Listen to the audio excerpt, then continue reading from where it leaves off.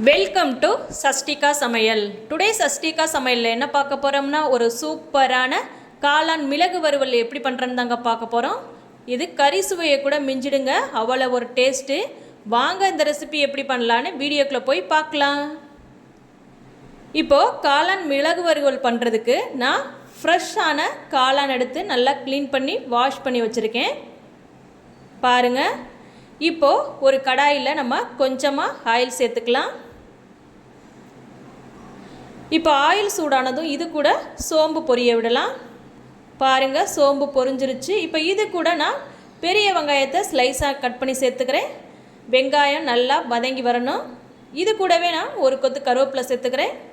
இப்போ அதை நல்லா வதக்கி விட்டுக்கலாம். வெங்காயம் நல்லா வதங்கி வரட்டும். பாருங்கள் ஃப்ரெண்ட்ஸ், வெங்காயம் ஓரளவு நல்லா வதங்கி வந்துருச்சு. இது கூட இடித்து வச்சுருக்கிற இஞ்சி பூண்டு பேஸ்ட்டு சேர்த்து நல்லா வதக்கி விட்டுக்கலாம். இஞ்சி பூண்டோட பச்சை வாசனை போய் வரணும். இஞ்சி பூண்டோட பச்சை வாசனை போய் வந்துருச்சு. இப்போ இது கூட நான் க்ளீன் பண்ணி எடுத்து வச்சுருக்கிற காளானை சேர்த்துக்கிறேன். இப்போது காளானை சேர்த்து நல்லா வதக்கி விட்டுக்கலாம். இது கூட கொஞ்சமாக மஞ்சள் தூள், காளானுக்கு தேவையான அளவு உப்பு சேர்த்து நல்லா கிளறி விட்டுக்கலாம்.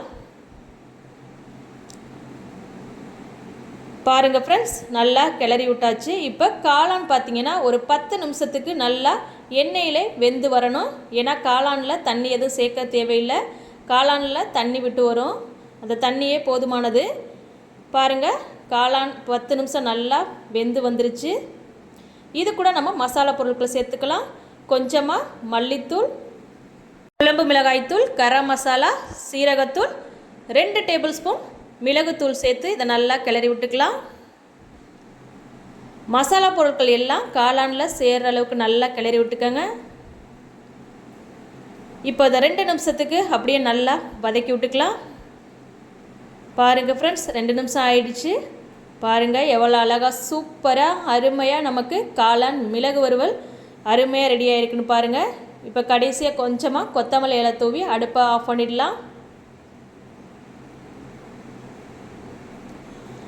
பாருங்கள் ஃப்ரெண்ட்ஸ், நமக்கு தேவையான சூப்பரான காளான் மிளகு வறுவல் அருமையாக ரெடியாக இருக்குது.